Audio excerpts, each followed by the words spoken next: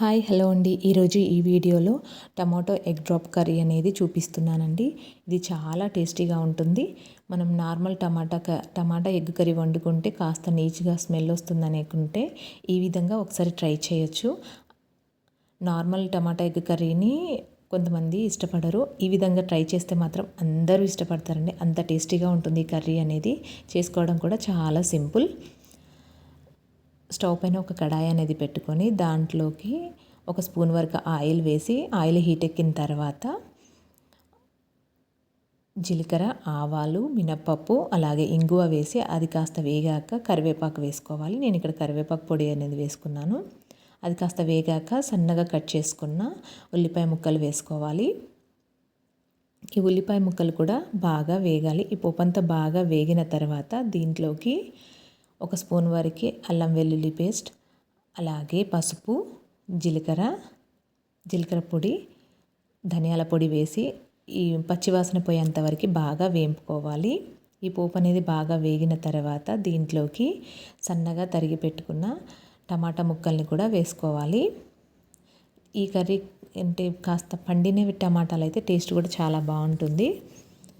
ఈ విధంగా సన్నగా తరిగి పెట్టుకున్న టమాటా ముక్కల్ని కూడా వేసి అంతా ఒకసారి బాగా కలుపుకొని మూత పెట్టేసి ఒక 10 మినిట్స్ వరకు బాగా ఉడికించుకోవాలి. ఇలా బాగా ఉడికిన తర్వాత మూత తీసేసి ఒకసారి అంతా బాగా కలుపుకొని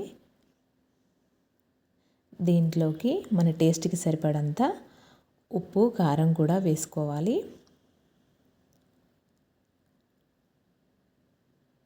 ఈ ఉప్పు కారం వేసి అంతా ఒకసారి బాగా కలుపుకొని మూత పెట్టేసి 2 to 3 మినిట్స్ ఉడికించుకుంటే సరిపోతుంది. నూనె అంతా బాగా పైకి తేలేంత వరకు ఉడికించుకోవాలి. ఈ విధంగా నూనె అంతా బాగా పైకి తేలిన తర్వాత దీంట్లోకి చిన్న గ్లాసుల వరకు వాటర్ అనేది వేసుకుంటున్నాను. మీకు ఇంకాస్త లూజ్ కన్సిస్టెన్సీలో కావాలి అంటే ఇంకొక గ్లాస్ యాడ్ చేసుకుంటే సరిపోతుంది. ఇప్పుడు దీంట్లోకి కొంచెం కసూరి మేతి అలాగే ఒక చిన్న స్పూన్ తోటి మిరియాల పొడి వేసుకుంటున్నానండి. మీకు కసూరి మేతి నచ్చకపోతే అది స్కిప్ చేసుకుంటే సరిపోతుంది.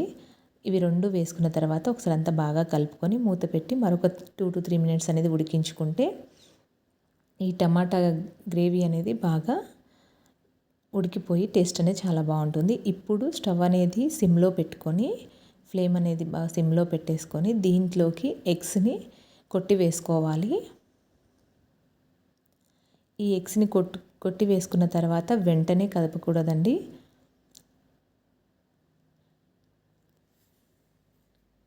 నేను ఇక్కడ 6 గుడ్లని ఈ విధంగా కొట్టి వేసుకున్నాను. ఈ విధంగా 6 గుడ్లను కొట్టి పోసుకున్న తర్వాత మూత పెట్టేసి ఒక 2 to 3 మినిట్స్ అలా ఉడికించుకుంటే కదపకుండా ఉడికించుకోవాలి. తర్వాత ఈ విధంగా గరిటెతోటి ఒక్కొక్కటిని ఇలా సెకండ్ వైపుకి కూడా టర్న్ చేసి ఉడికించుకోవాలి.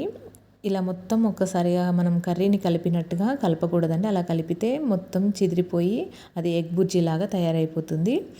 ఈ విధంగా ఒక్కొక్కటినిగా సెకండ్ వైపుకి టర్న్ చేసుకొని మూత పెట్టేసి మరొక 2 to 3 మినిట్స్ అనేది ఉడికించుకుంటే సరిపోతుంది.